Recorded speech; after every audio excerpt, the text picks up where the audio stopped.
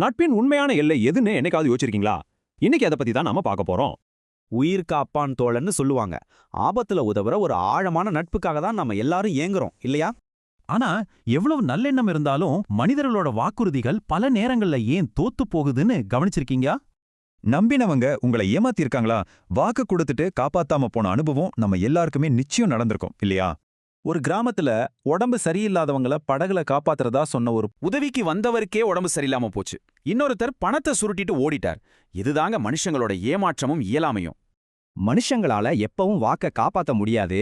ஆனா நம்மள ஒருபோதும் கைவிடாத உண்மையான நண்பர் ஒருத்தர் இருக்காருன்னு விவேலியம் சொல்லுது. அவர் வருத்தப்பட்டு பாரம் சுமக்கிறவர்களே, நான் உங்களுக்கு இளைப்பாறுதல் தருவேன் அப்படின்னு ரொம்ப அன்பா நம்மள கூப்பிடுறாரு. எந்த மனுஷனாலையும் தர முடியாத மகத்தான ஒண்ணு அவர் வாக்குறுதியா தர்றாரு. அதுதாங்க முடிவில்லாத நித்திய ஜீவன்.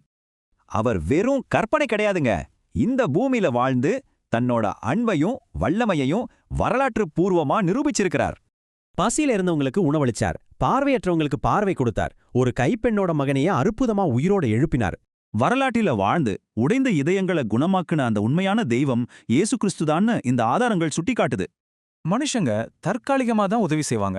ஆனா இந்த தெய்வம் நமக்கு முடிவில்லாத நித்திய வாழ்வே வாக்குறுதியா கொடுக்கறாரு. அந்த வாக்குறுதி அவர் சும்மா வார்த்தையா சொல்லல, தன் எல்லையற்ற அன்பின் மூலமா செயல்லையும் நிரூபிச்சு காட்டினாரு. நல்லா கவனிங்க. உண்மையான தெய்வம் மட்டுமே இப்படிப்பட்ட எல்லையற்ற முடிவில்லாத ஒரு நித்திய வாழ்வை யாருக்கும் கொடுக்க முடியும். இதுல ரொம்ப முக்கியமான விஷயம் என்ன தெரியுமா? தன் உயிரியே மத்தவங்களுக்காக தியாகம் பண்றதுதான் உண்மையான நட்போட எல்லை. நமக்காக மரித்து அடக்கம் செய்யப்பட்டு 3ஆம் நாள் அவர் உயிர்த்தெழுந்ததுதான் அந்த மாபெரும் தியாகத்தோட உச்சகட்டம். அவர் மரித்தது மட்டும் இல்லங்க, 3ஆம் நாள்ல மரணத்தை ஜெயித்து மீண்டும் உயிரோடு எழுந்தார். இதுதான் மாபெரும் வெற்றி.